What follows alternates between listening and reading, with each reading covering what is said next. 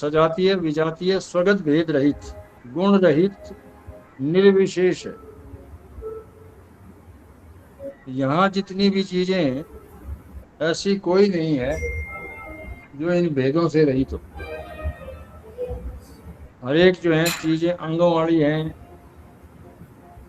और अलग अलग जाति के हैं और गुण विशेष हैं उसमें, उसी से हम पहचानते हैं।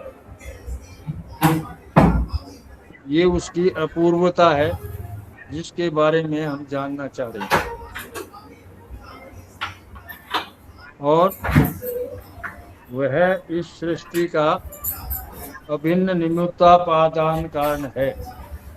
वही जो है निमित्त है, वही जो है खुद बना, वही जो है सब में व्याप्त है। सृष्टि बनाई पर यूं का त्यों रहा, यही उसकी जादूगरी है। नटवर ने अगर नाम दिया जैसे, ये इतना बड़ा अनंत संसार उसने बनाया, तो जो अनंत संसार बना सकता है वो स्वयं भी अनंत होगा। अनंत का मतलब क्या हुआ कि एक तिनका मात्र भी अलग नहीं। जब कुछ भी चीज अलग नहीं, तो मैं भी उसी का भाग हूं, मैं भी वही हूं। ये ज्ञान दृढ़ हो जाए, मैं रूप से जानकारी, उसकी जानकारी मैं रूप से होगी। तो पहली बात तो ये बताई, जैसे कहा कि सत्यम ज्ञानम अनंतम, तो अनंत है वो, अनंत है। तो उस अनंतता में दूसरा जो है एग्जिस्टेंस तो उसी की है,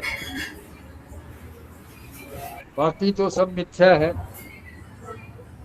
तो है मतलब का मतलब है वस्तु, है नाम जिसके साथ भी जुड़ा हुआ है। सत्ता जिसकी है, सत्ता उसी से ही है। और उसने जो बनाया उसमें मैं कुछ भी परिवर्तन नहीं कर सकता। ये दृढ़ हो जाए, ये मेरा भ्रम टूट जाएगा। मेरी जो हमें है, बार बार अहंकार आता है, वो मेरा भ्रम जो है टूट जाए। तो ये सगुण तो ईश्वर है, उसके ज्ञान से मोक्ष नहीं होता, उससे तो क्रम मुक्ति है, सोपान है वो। तो फिर जो है भूत जो उपाधि है उसकी, उनके आपने सभी ने डिटेल से बताया। 5 भूत हैं, आकाश, वायु, अग्नि, जल, पृथ्वी। और उनके 5 जो हैं गुण क्रमशः, आकाश का शब्द है, वायु का स्पर्श है, अग्नि का रस है, जल का, अग्नि का रूप है, जल का रस है, पृथ्वी का गंध है।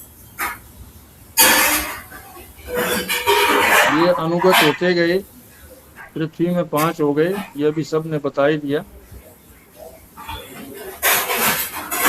हमारे जो बोलते थे तो देखा बकेट बकेट जल पड़ी, आग सूखी थी, तो अग्नि में भगड़ भगड़ जो आती है हरियाणवी भाषा में। ये भूतों के, मैं संक्षेप में बात बोल रहा हूँ, भूतों के जो कार्य हैं वो 5 ज्ञानेंद्रियां बताई और 5 कर्मेंद्रियां बताई।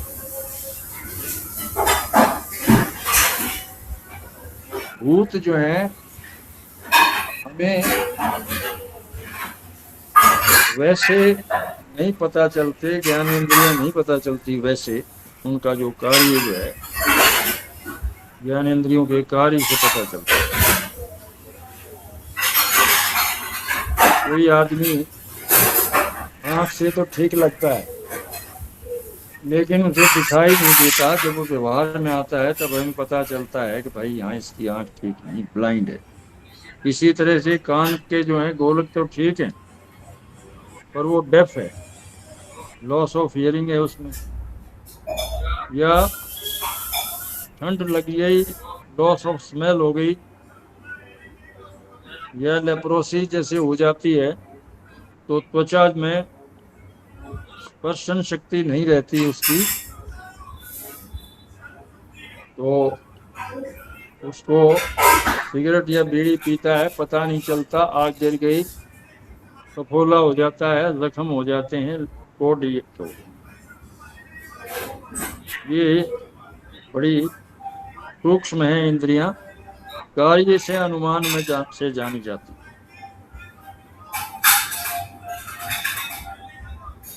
और बाहर की तरफ इनका रुख है, लेकिन अंदर भी कभी कभी ट्राई करके बाहर जो वर्ड कहा इन्होंने, तो ट्राई मतलब है अंदर भी, मतलब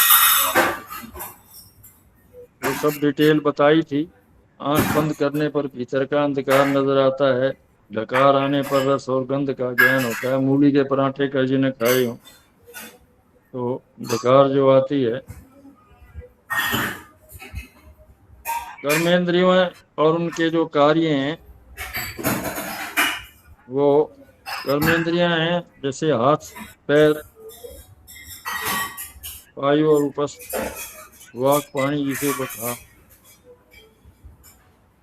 शब्द उच्चारण है, किसी चीज का ग्रहण करना है, चलना है, मलमूत्र त्याग है, भोग, ये जितने भी व्यापार हम करते हैं, खेती बाड़ी, इसकी सेवा करते हैं, ये सब इनके अंतर्गत है। लेकिन ये जो पलक झपकना है, ये जो ढक्कार है, ये कर्मेंद्रियों के कार्य नहीं बताए, जैसा मैंने सुना। प्राण के 10 इंद्रियों का प्रेरक मन है, वह हृदय कमल रूपी स्थान में रहता है।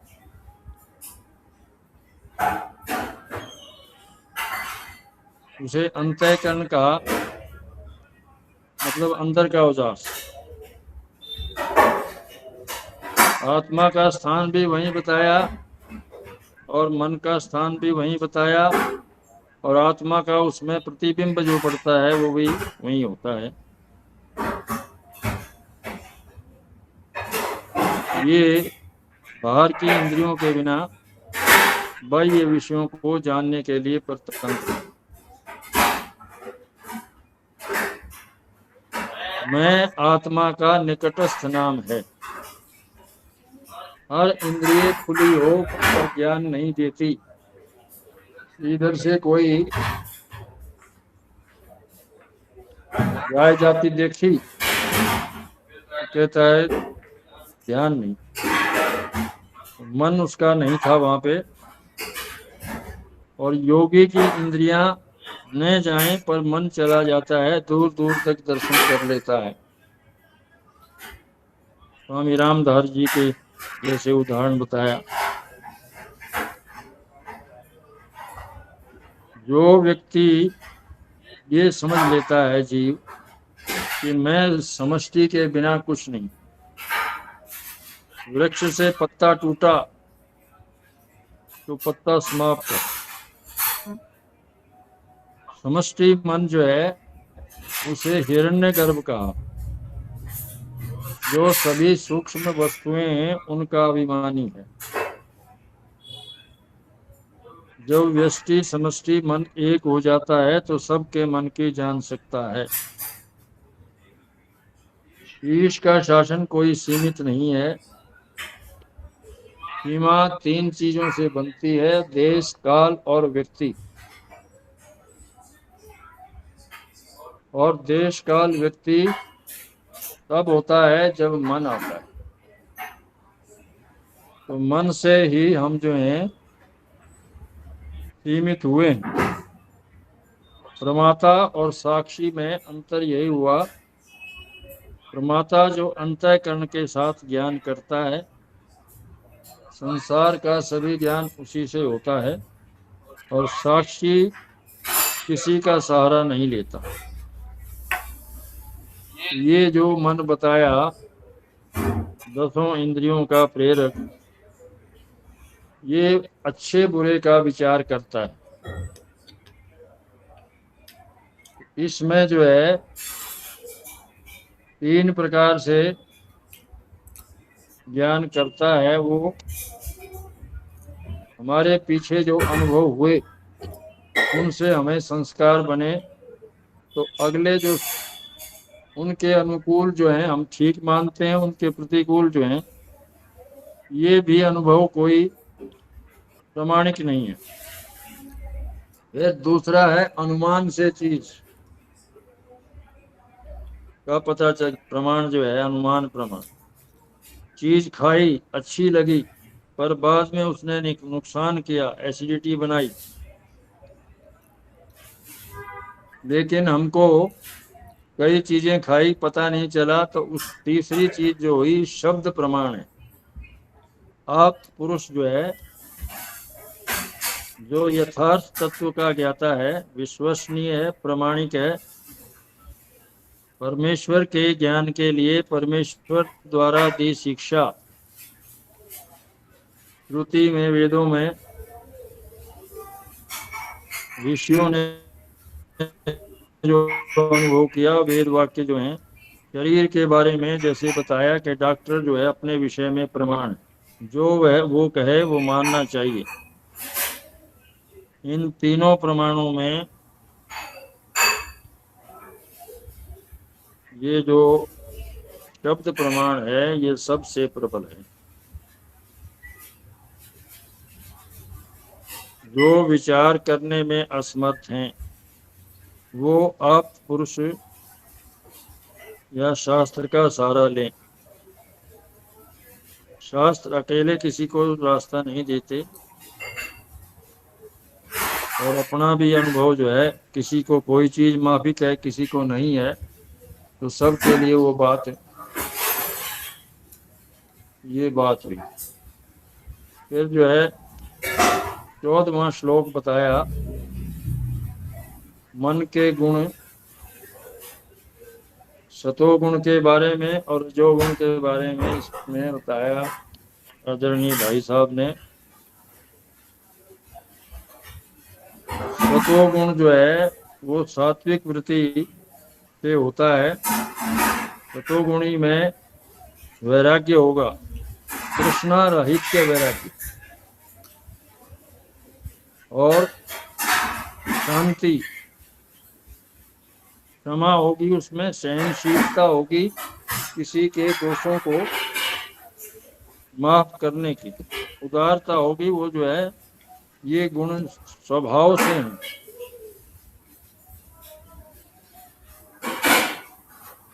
और रजोगुण में काम, क्रोध, लोभ और प्रयत्न, ये चार चीजें।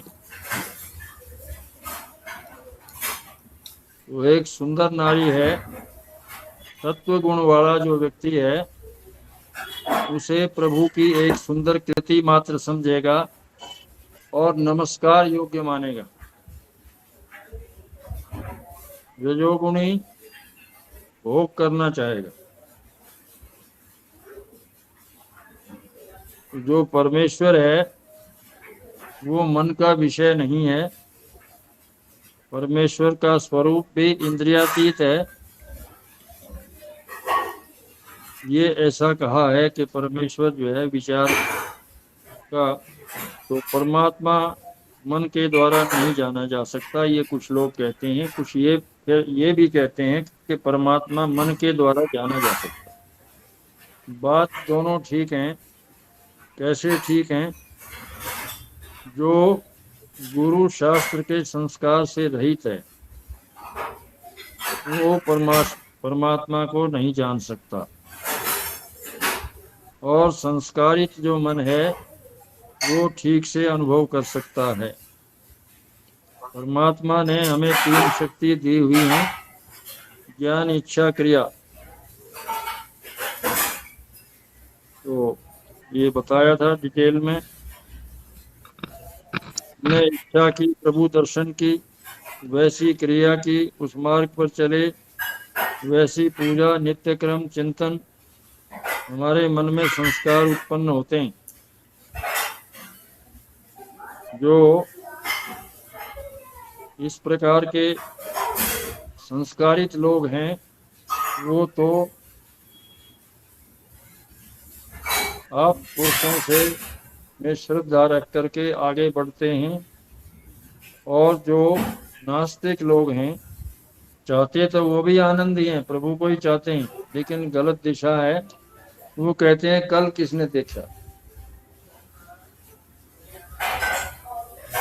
तो जो संस्कारी लोग पहले होते थे वो कहते थे कि कर्ज लेना अच्छा नहीं है, कल वापस करने की क्षमता रहे या ना रहे। आज कर्ज लेने का फैशन हो गया। तो मैं ज्यादा कुछ बात, इतना ही। अस्तु नारायण।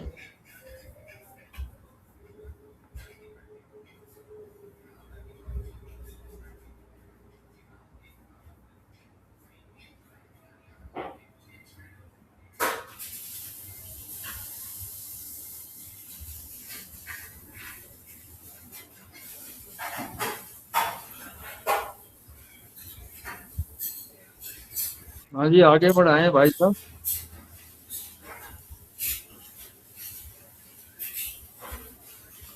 व्यास जी आप हैं यहाँ पर?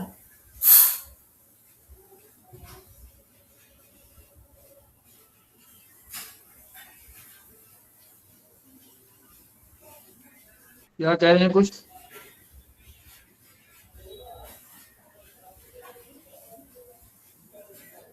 नहीं, आप शनि जी उन्हीं को पूछने लगता है, वो नेटवर्क नहीं है या आवाज भी नहीं आ। नहीं, व्यास जी का ही बात कर रहे हैं, व्यास जी का। हाँ आ गए जी आज। बीच में आवाज नहीं आती ना जी, गायब हो जाते हैं तो डर लगता है पता नहीं कहाँ चले गए। नहीं, वो खांसी आई थी तो इसलिए बंद कर दिया था, ध्यान नहीं रहा फिर। ठीक। ये पंच महाभूतों का विवेक क्यों आवश्यक है, क्यों इस चैप्टर को डाला गया है यहाँ पर? इसका विचार इसलिए आवश्यक है कि श्रुति ने प्रारंभ में ही कह दिया, सदैव सौम्य इदम अग्र आसीत् एकम एव अद्वितीय।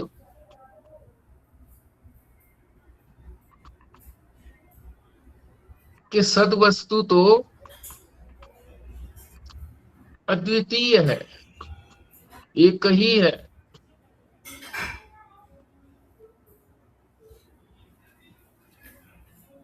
पहले भी थी, अब भी वही है।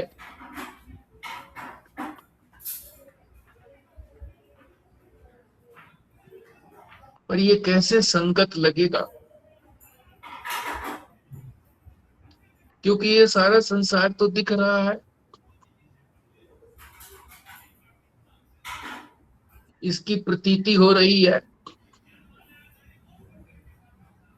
वस्तु एक बताई और ये तो अनेक है।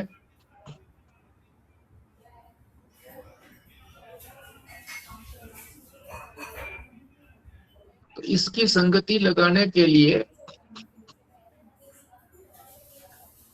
श्रुति ने यही मंत्र दिया है, सद जो हमेशा रहता है, त्रिकालातीत है, तीनों कालों में रहता है, और वो अद्वितीय है।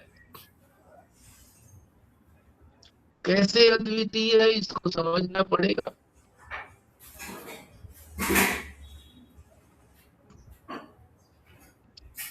तो उसके लिए बताया एकम एव अद्वितीयम। एकम, एकम शब्द से क्या निकलता है कि वो एक है।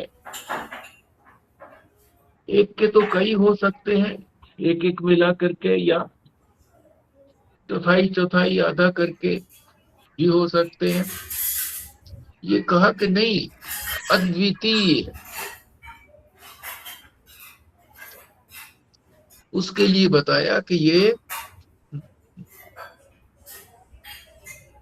इसमें कोई इसके समकक्ष कोई जाति नहीं है, सजाति नहीं, सजातीय भेद इसके अंदर नहीं है।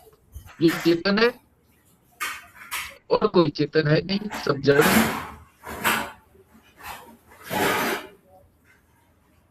और विजातीय भेद भी नहीं है।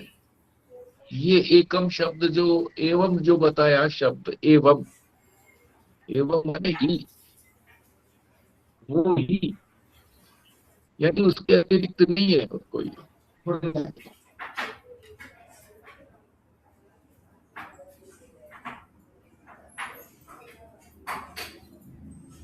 यानी इससे विरुद्ध भी कोई नहीं है, यानी जड़ भी नहीं है। और ये बताया कि ये संसार तो जड़ है, इसमें अपनी चेतना तो है नहीं।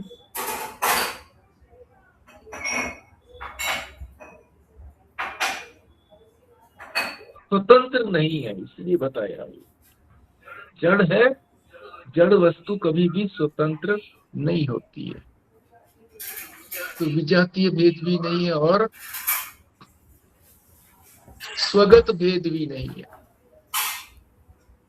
इसके अंदर स्वयं के अंदर भी कोई भेद नहीं है। शंका हो सकती है कि सच्चित और आनंद ये तीन तो है नहीं, जो सद है वही चिद है और वही आनंद है, स्वगत भेद भी नहीं है। तो इसने ये संसार बनाया, पंचभूत बनाए,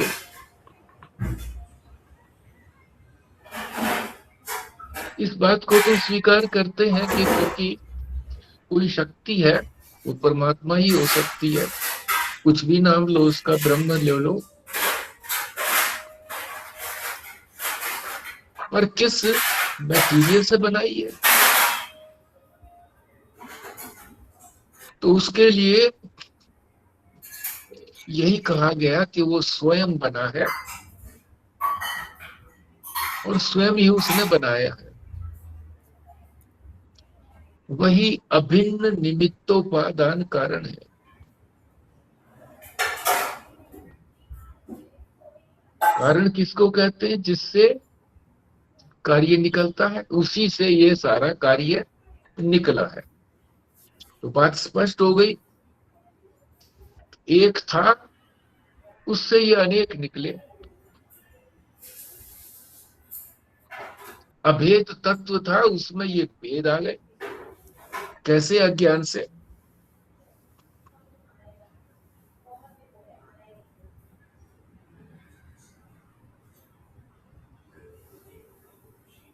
तो ये संसार अनंत है। जैसे भाई साहब ने बताया कि जो अनंत को बनाता है तो वो स्वयं भी तो अनंत ही होगा। परमात्मा की अनंतता को बताने के लिए ये संसार बनाया है।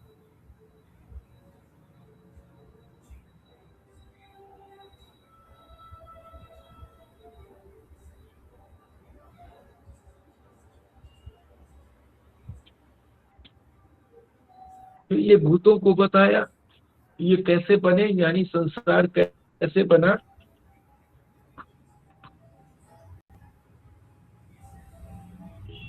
सदवस्तु पर ने अपनी माया शक्ति से पंच महाभूत बनाए, पृथ्वी, जल, वायु और आकाश।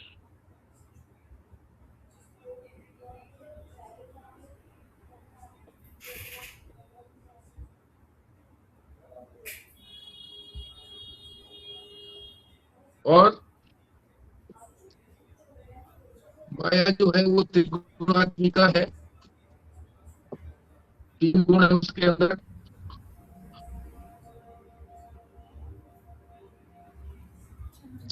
तो सत्वगुण से क्या बना? जी मैं हूँ या ना हूँ, ये रजोगुण सारा काम से क्या करके बना? चली जाती है पीछे से।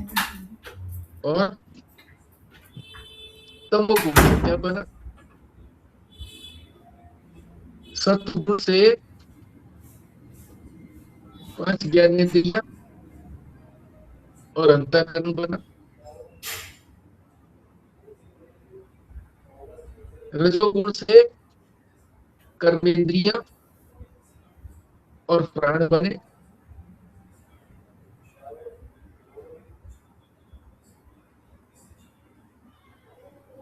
और अंतःकरण इन सभी पंच महाभूतों के सम्मिलित रूप से बना है, जिसको मन बुद्धि भी कह सकते हैं और मन बुद्धि चित्त अहंकार रूप से भी कह सकते हैं, अलग अलग कार्यों को लेकर के कहे तो।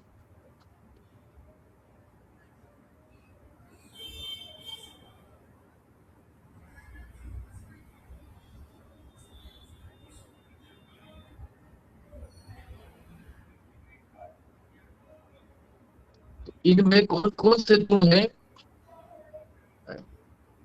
आकाश में एक, इसी तरह से आकाश, वायु, अग्नि, जल, पृथ्वी, एक एक गुण अपना है, बाकी गुण पीछे से आए।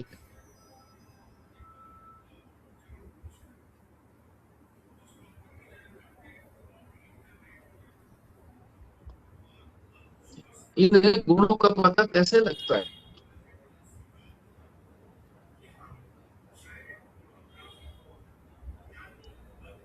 ज्ञानेंद्रियों से पता लगता है गुणों का।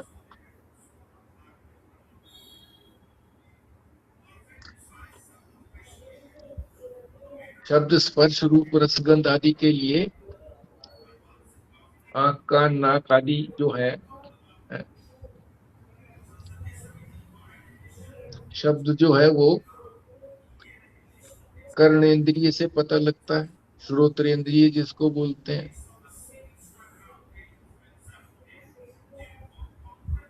वायु का स्पर्शेंद्रिय से पता लगता है, इत्यादि। इसी प्रकार से नीचे तक पृथ्वी का जो गुण गंध है वो घ्राण इंद्रिय से पता लगता है।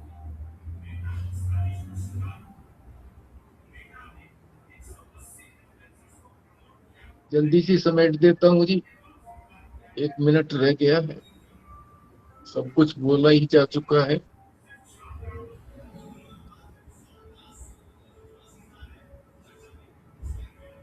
इंद्रियां तो सूक्ष्म है, जो चाहे कर्मेंद्रियां हो चाहे ज्ञानेंद्रियां हो, अति सूक्ष्म है, इसलिए वो दिखती नहीं है। तो इनका पता कैसे लगता है कि ये इंद्रियां हैं? ये कार्यानुमेय है, इनके कार्यों से अनुमान होता है। कोई क्रिया होती है तो कर्मेंद्रियों का पता लगता है, कोई ज्ञान होता है तो ज्ञानेंद्रियों का पता लगता है।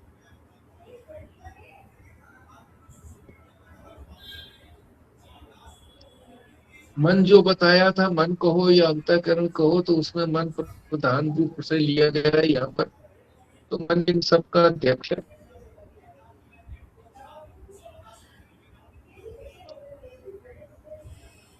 इसके बिना इंद्रियां विषयों से संपर्क तो करती हैं पर उनको ज्ञान नहीं होता।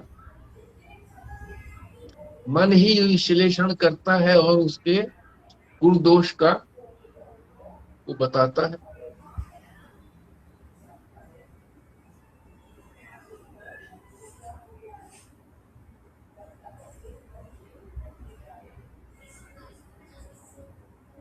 मन जो है वो बाहर जाने के लिए इंद्रियों का सहारा लेता है, क्योंकि इंद्रियां बहिर्मुख है। अंदर जाने के लिए मन स्वतंत्र है।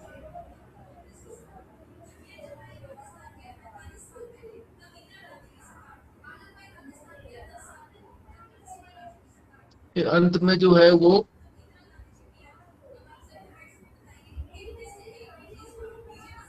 जो सत्वगुण, रजोगुण और तमोगुण जो है माया के, सत्वगुण होता है तो उसमें कौन से गुण पनपते हैं, कौन से गुण उसमें स्वाभाविक रूप से रहते हैं? वैराग्य, शांति और उदारता। हाँ, वैराग्य, शांति, शांति शांति क्षमा और उदारता। और रजोगुण में काम, क्रोध, लोभ और क्रिया में लगे रहना, सक्रियता। इस रूप से ये समाप्त हुआ संक्षेप में।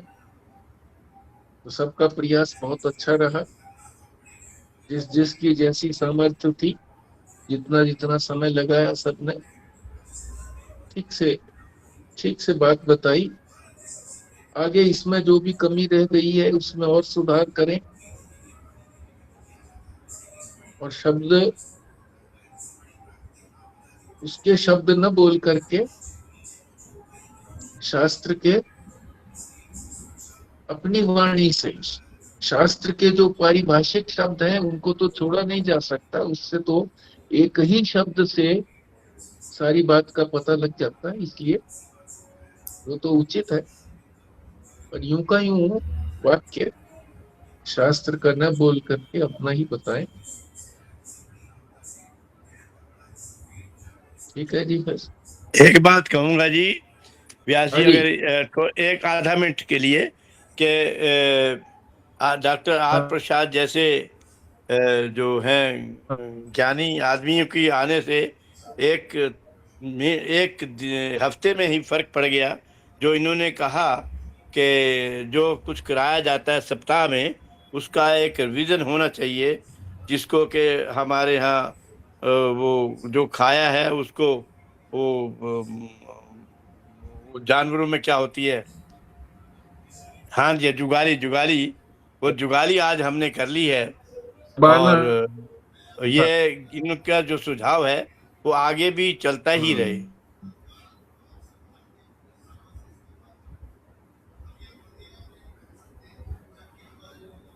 चलेगा। ठीक है जी, प्रस्ताव तो अच्छा ही था, तभी क्रियान्वयन किया था। बहुत बहुत धन्यवाद है डॉक्टर प्रसाद जी का भी, और आप सबका प्रयास भी सराहनीय, इसी तरह और आगे करते रहेंगे। तो पूर्णाहुति के लिए स्वस्तिका को कहूँ, स्वस्तिका करेगी पूर्णाहुति के? हाँ जी। ओम पूर्णमदः पूर्णमिदं पूर्णात् पूर्णमुदच्यते पूर्णस्य पूर्णमादाय पूर्णमेवावशिष्यते। ओम शांतिः शांतिः शांतिः। नारायण नारायण नारायण नारायण नारायण। नारायण। आपकी आवाज नहीं आ रही व्यास जी, आप सिर्फ दिखाई दे रहे हो। आप हो के चले गए? नेटवर्क चला गया आपका।